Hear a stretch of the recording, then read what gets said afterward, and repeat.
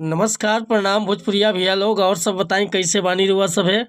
उम्मीद करतनी रुआ सब ठीक ठाक हो खब और स्वागत बाटे आप सबके राइटर बागी भाई के चैनल पर। आज उपस्थित बानी रुआ सबके बीच में लेके भोजपुरी रोमांटिक सॉन्ग बहुत बढ़िया गीत के रचना के बानी और दिल से बताओ तनी कि एकर नया म्यूजिक बनवा के आप बढ़िया ढंग से गायकी कर देतनी तो गाना 100% बच जाए भैया। तो चलिए देर न करते हुए मैटर के शुरुआत कर लिया कि कैसे गावे के बा, का एकर धुन कंपोज के बानी, का लय बा। लेकिन वीडियो स्टार्ट करे से पहले भी एगो बात बतावल चाहब कि रुआ अगर नया सिंगर बानी आ सिंगिंग में इंटरेस्ट बा, अच्छा मैटर के तलाश में भटकतानी, सही ढंग के गीत नहीं खे मिलत, बढ़िया तुकबंदी नहीं खे मिलत, मन पसंद के मैटर नहीं खे मिलत, तो भैया अगर हमरा चैनल पर आ गई बानी तो निश्चिंत रही, निराश भैया की जरूरत नहीं खे। रुआ जैसन भी मैटर चाहत हो खब लिखवावे के बिल्कुल उचित चार्ज पर हुआ के फर्स्ट क्लास के मीटर मिली भैया। मीटर में कोनो प्रकार के शिकायत ना मिली, काहे कि भैया हम हर तरह के मीटर लिखेनी। Sad song, love song, orchestra song, रंगदारी सॉन्ग, भक्ति सॉन्ग, पूर्वी गीत, निर्गुण गीत, देवी गीत, कोनो तरह के मीटर हुआ लिखवावे के बा बेहिचक संपर्क कर सकेले भैया। डिस्क्रिप्शन में हमारा नंबर बा। और कहल चाह आपकी चैनल पर रुआ नया बानी तो चैनल के सब्सक्राइब कर ली, बेल आइकन प्रेस कर ली, ताकि हर रोज रुआ के नया नया वीडियो का अपडेट देखे के मिली और अच्छा मीटर रुआ के सुने के मिले। आज के मीटर बाटी भैया देखिए कैसे गाओ बा गीत के।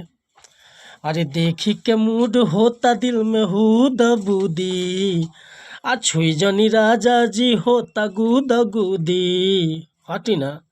देखी के मूड होता दिल में हुद बुदी, आ छुई जनी राजा जी होता गुद गुदी।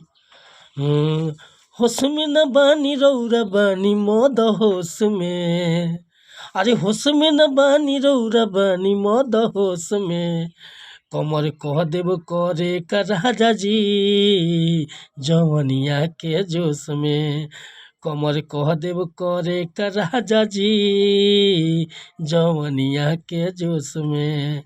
देखी के मूड होता दिल में हुद बुदी, छुई जनी राजा जी होता गुद गुदी।